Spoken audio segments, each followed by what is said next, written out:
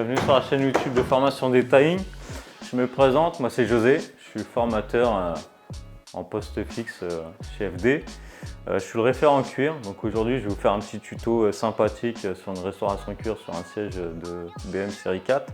Donc on a un siège de BM série 4 qui est très sale, qui a une légère déformation, une légère griffure sur le boudin du siège conducteur. Donc on va commencer par un bon nettoyage en profondeur. Il y a beaucoup de saleté, il y a beaucoup de taches, il y a un peu de moisissure. Donc ce siège a besoin d'un bon nettoyage. Et derrière, on commencera l'étape de la restauration. Je vais vous expliquer à peu près tous les produits qu'on va utiliser aujourd'hui et vous montrer le résultat final. J'espère que ça va vous plaire, je compte sur vous. Pour nettoyer ma zone où je ne fais pas de réparation, je vais utiliser un nettoyant doux de chez Colorlock avec une brosse, avec un poil adapté à mon cuir pour pas trop l'agresser. Donc là, je vais nettoyer la zone qui ne va pas être restaurée. Ça va durer un petit moment. Donc on va accélérer la vidéo et je vous reprends tout de suite derrière.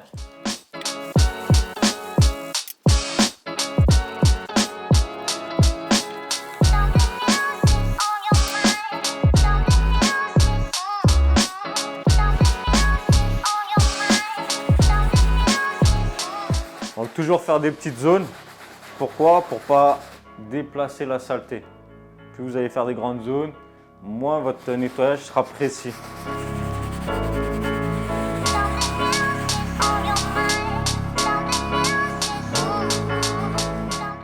Pensez à avoir un petit seau d'eau à côté de vous pour rincer votre brosse, pour pouvoir continuer votre nettoyage. Allez, c'est reparti.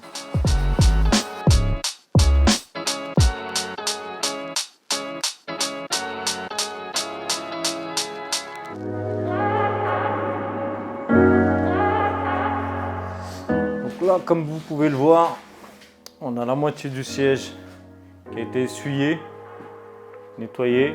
Donc là, on peut bien voir la différence entre le côté propre et le côté sale. Donc le côté sale garde un aspect brillant et le côté propre retrouve un aspect mat. Car un cuir qui brille est un cuir sale. Allez, approchez, venez voir. Pensez à vous abonner. Là, je vais terminer de nettoyer mon siège. Et une fois que j'arriverai sur cette zone-là, sur la zone de réparation, je passerai au nettoyant hard.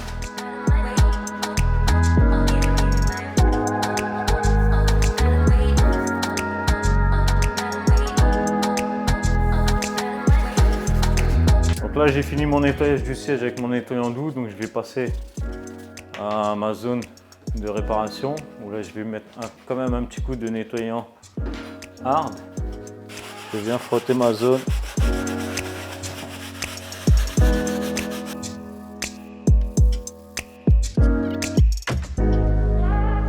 Voilà. Avant d'aller plus loin, je vais venir protéger les zones qui sont à côté. Donc maintenant on va passer au masquage. Je vais mettre un tiro de chaque côté sur les zones qui sont à côté de ma réparation pour pas venir abîmer le top coat à cet endroit là.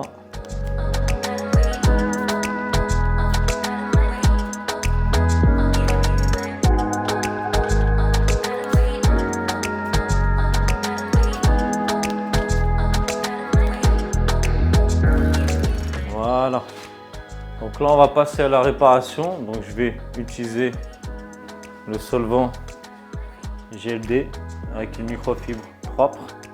Donc on n'applique jamais le produit directement sur notre cuir. Donc on imbibe notre microfibre.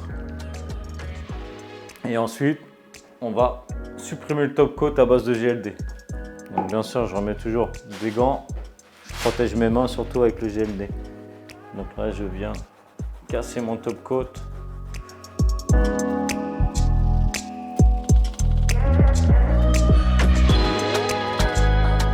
Je sens que ma microfibre elle accroche déjà. Donc c'est signe que le top coat commence à s'enlever. Même si c'est un ponçage léger, on va créer de la poussière.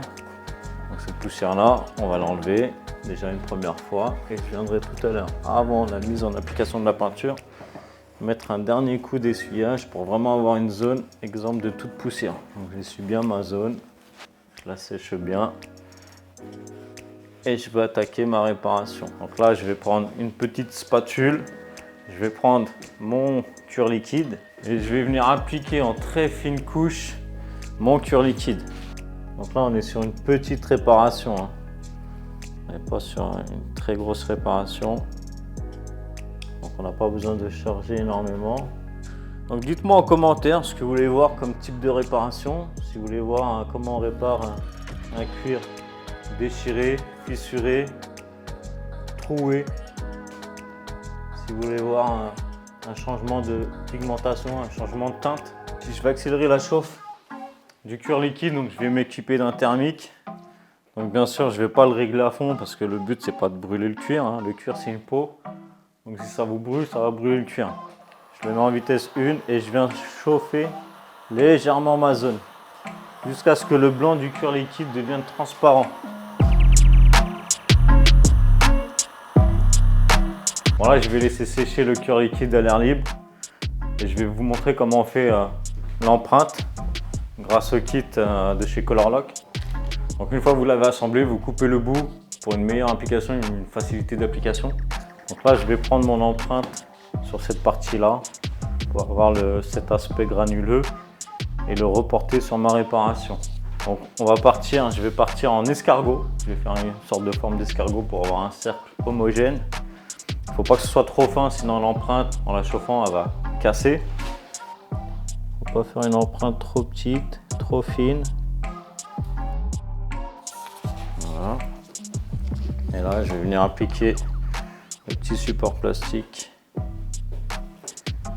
Je vais mettre bien en contact partout. Sans trop de pression. Le but, c'est pas qu'il aplatisse complètement mon empreinte. C'est de garder une certaine épaisseur pour qu'elle reste assez résistante. Je vais soulever délicatement le petit film transparent pour voir si l'empreinte est bien sèche.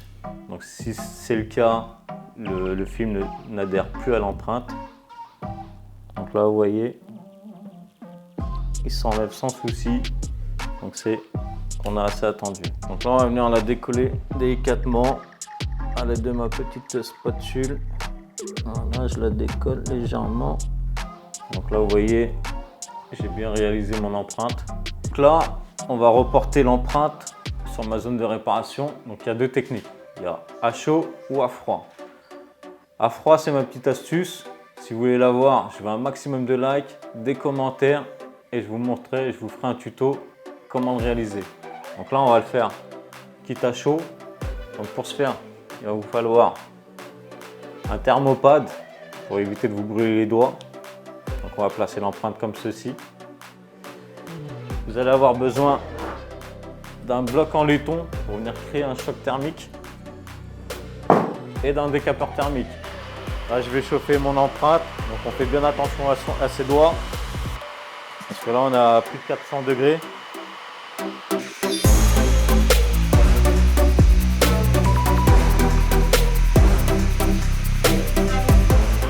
Alors, une fois que c'est bien blanc, je viens l'appliquer.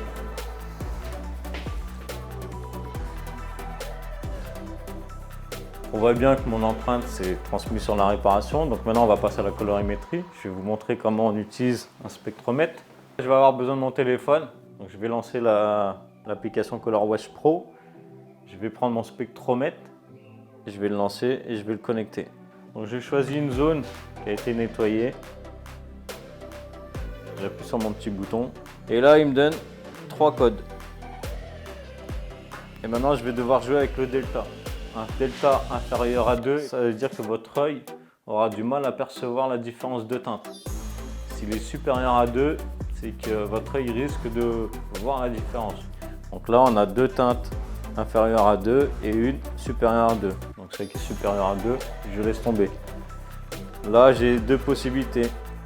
Je crée deux plaquettes et je compare mes teintes.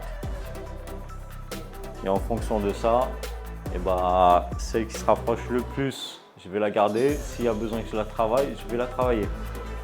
pour arriver à une teinte correspondante. Donc là, je vous laisse 2 minutes, je vais aller faire ma teinte et je vous reprends tout de suite. Allez, c'est parti.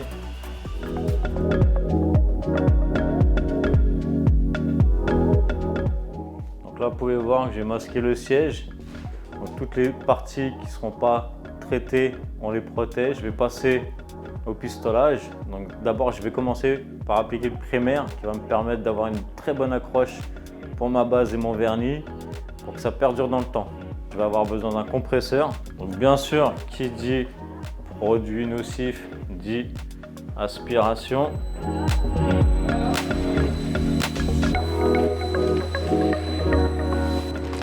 On va mettre un petit masque à cartouche.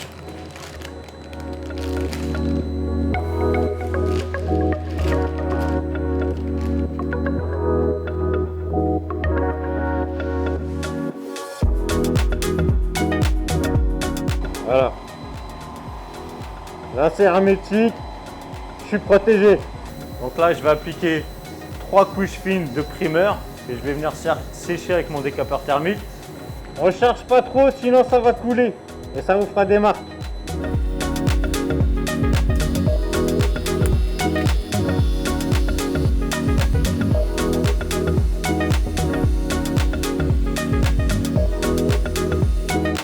Voilà. Là je sens qu'il y a un côté collant, c'est-à-dire que le primaire il est bien appliqué et là je vais pouvoir appliquer ma teinte pour qu'il y ait une très bonne accroche. Donc là j'ai ma teinte, donc pareil je vais l'appliquer en fine couche, 2-3 couches, c'est selon comment ça couvre. Je vais pas mettre trop de pression, dans mon pistolet parce que ça sert à rien. On est sur du basse pression, donc inférieur à 2 bars. Là je suis localisé, donc je vais y aller en géron pour pas trop faire un effet de tache.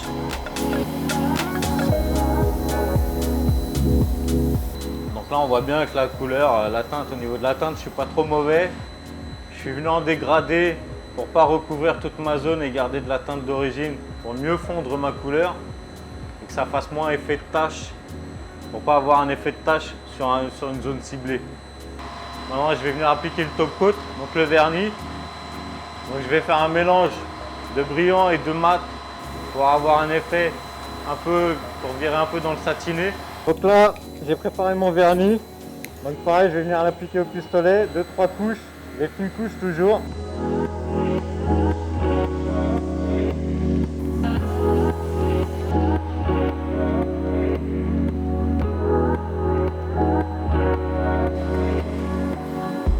Bon bah voilà, donc là on a terminé, ma réparation est propre, mon vernis est bien étalé, je vais démasquer.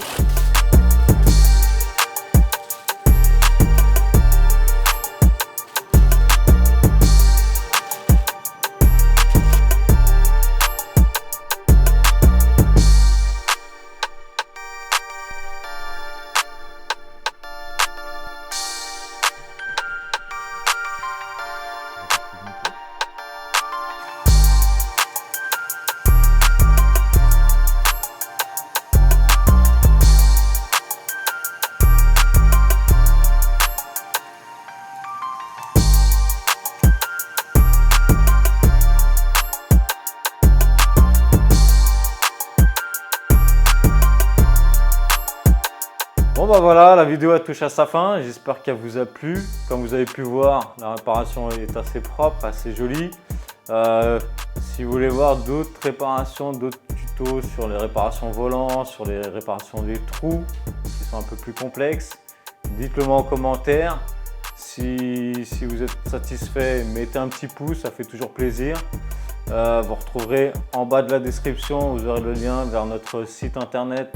Si n'importe quelle autre formation vous intéresse, que ce soit le detailing, le perfectionnement au polissage, le nettoyage à la vapeur, voilà, vous avez toutes les infos qu'il vous faut dans la description. J'espère vous revoir bientôt, c'est une première pour moi, j'espère qu'il y en aura d'autres, donc je compte sur vous et à bientôt.